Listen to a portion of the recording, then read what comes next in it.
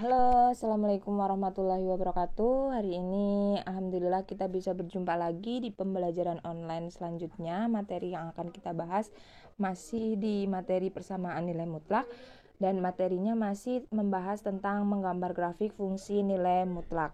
Kalau kemarin kita sudah menggambar grafik fungsi nilai mutlak dengan cara menggunakan tabel titik bantu, maka hari ini kita akan menggambar grafik fungsi nilai mutlak dengan cara menggunakan fungsi linear dari definisi nilai mutlak itu sendiri. Nah, sebelumnya Ibu akan bertanya, sudah pahamkah kalian cara menggambar grafik fungsi nilai mutlak menggunakan cara tabel titik bantu?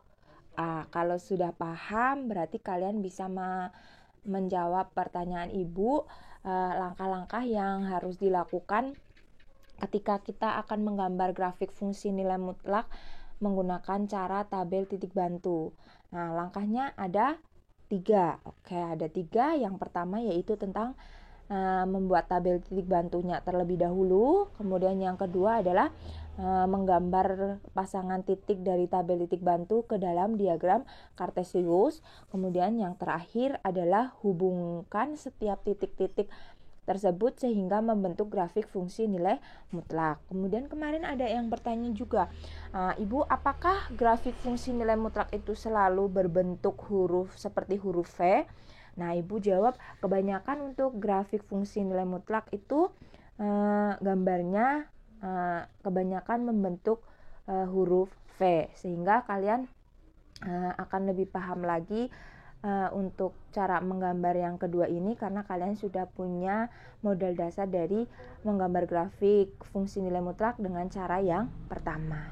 Nah, kita lanjutkan untuk materi hari ini, yaitu tentang menggambar grafik fungsi nilai mutlak dengan cara yang kedua, dengan cara menggunakan fungsi linear dari definisi nilai mutlak.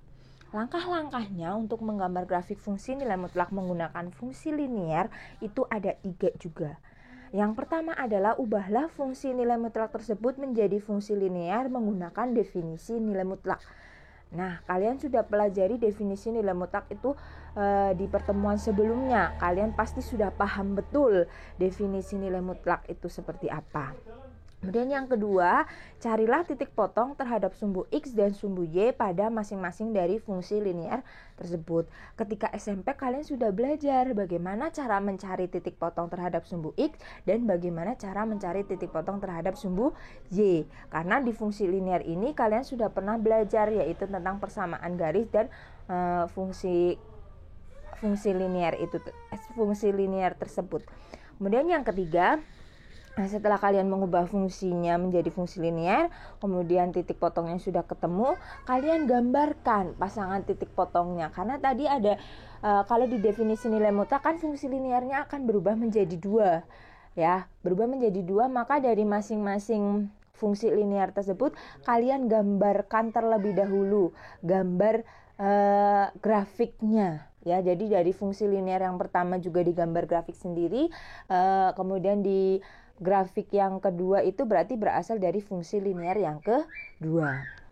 Nah, kalau kalian baca sekilas pasti kalian belum paham. Nah, agar kalian bisa lebih memahami cara tersebut, mari perhatikan contoh berikut ini. Ibu kasih contoh 1.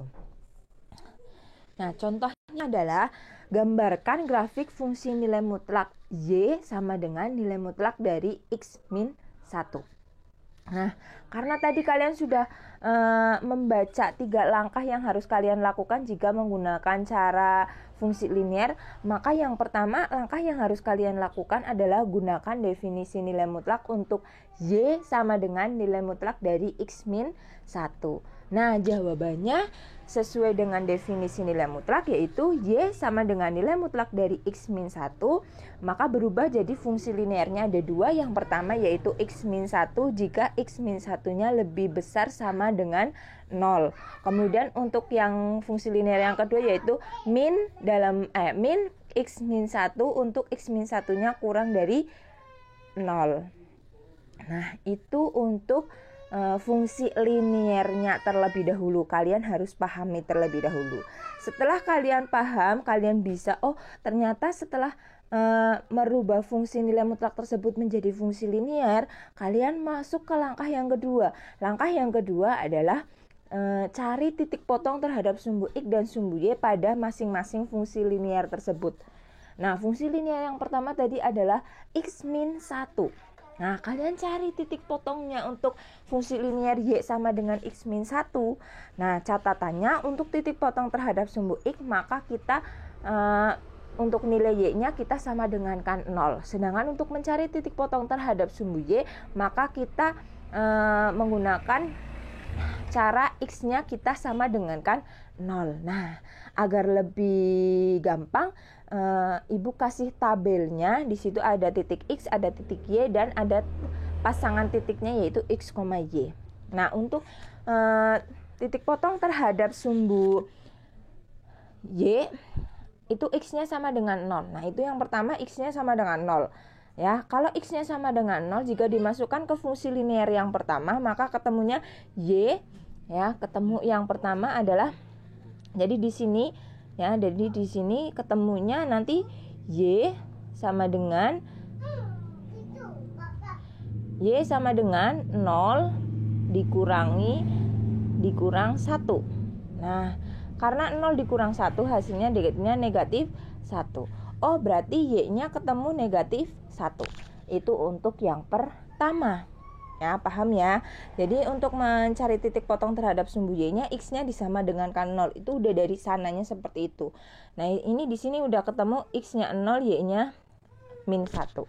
Kemudian lanjut lagi. Setelah ketemu titik 0, min 1, maka kita bisa mencari lagi titik potong terhadap sumbu X. Kalau titik potong terhadap sumbu X, maka Y-nya kita sama dengankan 0. Maka kalau di dalam persamaan garis tersebut atau di fungsi linearnya, maka hasilnya jadinya 0 sama dengan X min 1. Nah, 0 sama dengan X min 1. Otomatis kan boleh X-nya yang mau dipindah boleh, atau min 1-nya kita pindah ke ruas yang satunya.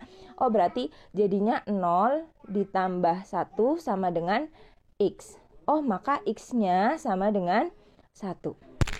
Nah, ketemu deh. Jadinya pasangan titik yang pertama adalah 0, min 1 dengan 1,0. Itu untuk fungsi linear yang pertama. Sudah ketemu titik potong terhadap sumbu X dan titik potong terhadap sumbu Y. Selanjutnya untuk titik potong terhadap fungsi linear yang kedua pun langkahnya sama. Nah, di situ terlihat Y sama dengan min X dikurangi 1. Nah, itu nggak kelihatan ya di dalam slide-nya. Sebenarnya begini. Untuk yang ini kita rubah dulu, jadinya kan Y sama dengan ini kita buka dulu kurungnya ya. Berarti kan min dikalikan positif kan hasilnya min X. Kemudian min dikalikan min jadinya plus 1. Oh, Y-nya sama dengan min X plus 1. Kita cari lagi titik potong terhadap sumbu X dan titik potong terhadap sumbu Y. Kalau terhadap sumbu X, maka Y-nya yang sama dengan 0. Kalau terhadap sumbu Y, maka X-nya sama dengan 0. Tinggal dimasukkan seperti tadi lagi. Kalau X-nya 0, maka Y-nya ketemu 1. Sedangkan kalau Y-nya yang 0, maka X-nya juga ketemu hasilnya 1. Oh, ketemu titik pasangannya adalah 0,1 dan 1,0. Nah, seperti itu. Setelah ketemu di dalam dua fungsi linear tersebut, titik potong terhadap sumbu X dan titik potong terhadap sumbu Y, nah kita bisa langsung ke langkah yang terakhir. Langkah yang terakhir yaitu kita gambarkan masing-masing grafik fungsi linear dan masing-masing grafik fungsi linear, yaitu yang fungsi linear pertama dan fungsi linear yang kedua. Nah, caranya gimana? Ya, kita lanjutkan lagi. Yang pertama kan tadi fungsinya adalah Y sama dengan X min 1. Ini gambar fungsi linear yang pertama. Tadi titik potongnya berada di 0, min 1 ya. Ini ada di 0, min 1 dengan 1,0. Nah, kita hubungkan. Jadi grafik garis lurus gitu ya. Grafik fungsi linear itu berarti sama aja garis lurus. Nah, selanjutnya kita gambarkan gambar fungsi linear yang kedua. Nah, yang kedua tadi kan fungsinya adalah Y sama dengan min dalam kurung X min 1. Gini ya. Nah, ketika Y sama dengan min X min 1, titik potongnya itu berada di 0,1, ini titiknya, dengan 1,0. Oh, digambarkan lagi, dihubungkan antara titik potong yang sumbu X dan sumbu Y, kita hubungkan menjadi menjadi grafik fungsi liniernya. Nah, ini untuk yang kedua. Nah, setelah itu kita bisa lihat lagi, setelah digambarkan menjadi satu ya, antara grafik fungsi linier dan fungsi linier yang pertama dan yang kedua. Nah, ini gambarnya seperti ini. Ya, setelah digambarkan. Oh, ternyata setelah kita gambarkan ada titik potong antara grafik fungsi linier yang pertama dan grafik fungsi linier yang kedua, yaitu di titik 1,0 yang ini. Oh, sebentar. Ibu kasih warna yang berbeda ya. Jadi di sini ini. Nah, ini titik potong terhadap fungsi linier yang pertama dan fungsi linier yang kedua. Ya, kita bisa lihat gambar tersebut, kita pahami betul-betul. Nah, setelah itu yang namanya grafik fungsi nilai mutlak itu kemarin sudah kita bahas. Gambarnya selalu berada di atas sumbu X. Ya, kenapa? Karena tadi fungsi nilai mutlak itu sifat-sifatnya itu grafiknya selalu berada di atas sumbu X. Maka yang kita ambil itu yang atas.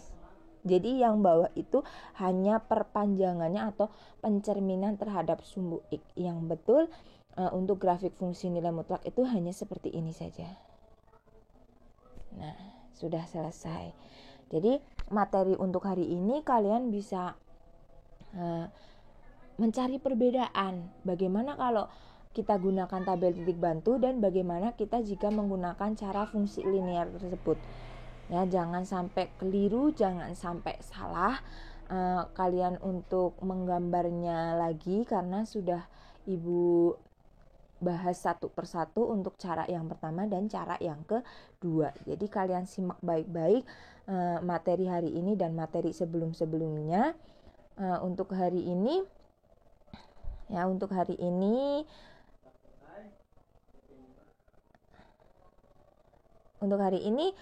cukup sekian. Terima kasih atas waktu dan perhatiannya. Orang yang menyukai tantangan adalah orang yang memberi ruang pada impian untuk menjadi kenyataan. Jadi semangat belajar, tetap istiqomah, jangan menyerah dan tetap tangguh. Ibu akhiri dulu pembelajaran hari ini. Jika masih ada yang mau ditanyakan, silakan ditanyakan di dalam forum. Boleh juga berkomentar di video ini, silakan jika masih ada yang mau ditanyakan. Jika sudah paham, sudah benar-benar paham, silakan kalian lanjutkan ke tugasnya. Ibu akhiri dulu. Wassalamualaikum warahmatullahi wabarakatuh.